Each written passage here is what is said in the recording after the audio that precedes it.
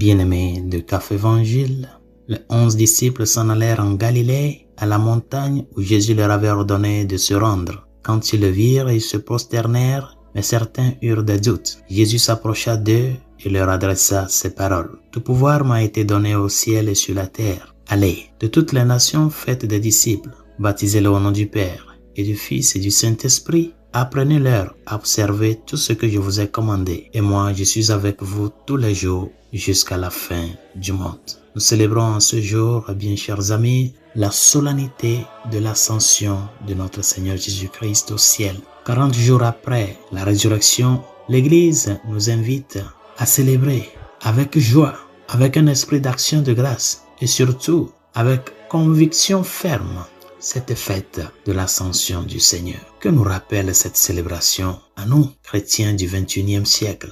Quel message nous apporte l'événement de que le Christ, dans sa chair glorifiée après la résurrection, est monté au ciel? La première des choses que nous devons nous rappeler, c'est que l'ascension du Seigneur nous rappelle que nous ne sommes pas des citoyens de la terre. Nous sommes des citoyens du ciel. Comme le dit le chant, citoyens du ciel, habitants de la maison du Seigneur, nous marchons vers le Père dans le Fils par l'Esprit. Citoyens du ciel, habitants de la maison du Seigneur, en marchant vers le Père dans le Fils par l'Esprit.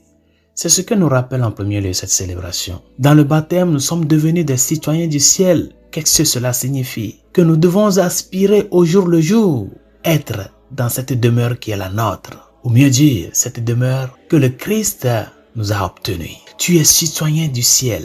Tu n'es pas esclave des choses de la terre. Apprends à vivre sur cette terre avec les yeux, le désir et le cœur tendus vers le ciel. J'espère que plusieurs d'entre vous ont fait cette expérience ou vivent cette expérience de partir de leur terre, de leur patrie pour s'émigrer dans d'autres pays, cherchant peut-être une meilleure condition de vie ou pour quelconque raison. Beaucoup sommes-nous qui sommes dans des pays étrangers. Et comme cela se vit dans notre expérience d'immigration, ou quand tu es à l'étranger, tu aspires ta patrie. Tu as cette nostalgie de ta patrie. Et tu te dis, un beau jour, j'irai. Bien sûr qu'il y a des gens, comme je le dis, qui n'ont aucune envie de rentrer, de retourner dans leur pays, sur leur terre, pour la situation qu'ils ont vécue.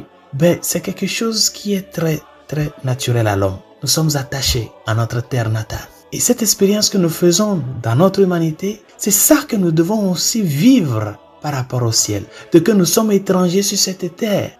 Et par conséquent, grandir dans ce désir profond de parvenir à notre cité céleste. Et c'est pour cela, le Seigneur nous donne les moyens qui vont nous amener en nous aidant pour pouvoir parvenir à cela. C'est lui qui nous a gagné le ciel.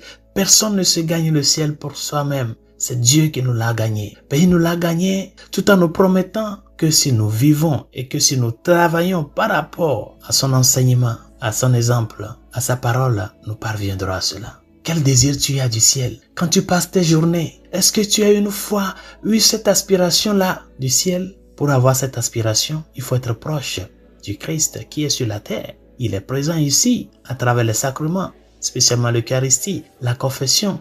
Et c'est pour cela d'ailleurs que l'Eucharistie est appelée le pain du ciel. C'est une nourriture que si nous le recevons dans les conditions de grâce, nous amène à désirer ce lieu d'où provient cet aliment de vie. C'est la première des choses que nous rappelle cette célébration. Chrétien, pense au ciel, désire le ciel parce que c'est ta cité. Et travaille pour que rien sur cette terre ne t'éloigne de cette aspiration. La deuxième des choses, c'est que l'ascension nous rappelle que la vie chrétienne est une vie de témoignage. Vous serez mes témoins en Jérusalem, à Judée, jusqu'en Samarie et aux confins de la terre. Tu es témoin. Et qui est un témoin? C'est celui qui transmet, vit et transmet la vérité des faits. Ce n'est pas quelqu'un juste qui parle de ce qu'il a vu, mais qui vit par rapport à ce qu'il a vu. C'est ça un témoin. Et c'est pour cela d'ailleurs, la parole martyr vient du grec qui signifie témoin. Un martyr est un témoin. Quelqu'un qui a vécu d'une manière que sa vie ne lui importe plus. Ce qu'il importe, c'est le témoignage que cette vie doit porter. C'est très important cela aujourd'hui. Nous ne sommes pas des chrétiens des quatre murs de l'église.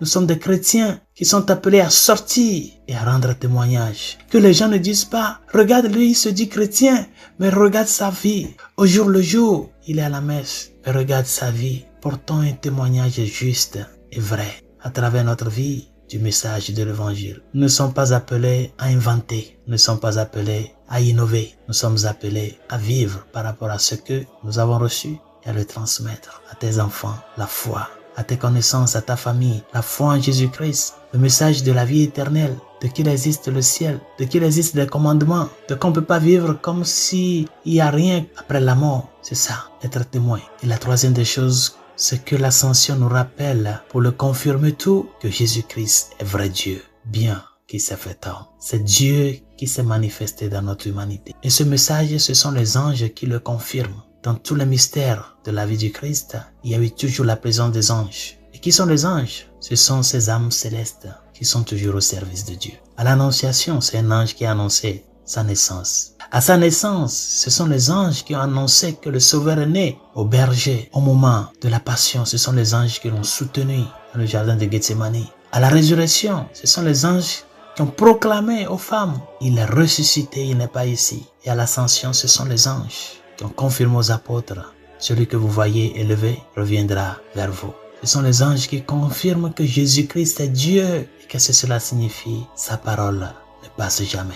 Ne pensons pas que Dieu est démodé. Ne pensons pas que le message de l'évangile est caduque. C'est un message qui est vie. Et si nous luttons pour que notre vie réponde à ce message, de par la morale, par la foi, de par la spiritualité et dans notre sens d'humanité, là notre témoignage portera loin, comme le Christ nous le demande. Allez et faites de toutes les nations mes disciples. Que sa grâce nous y aide.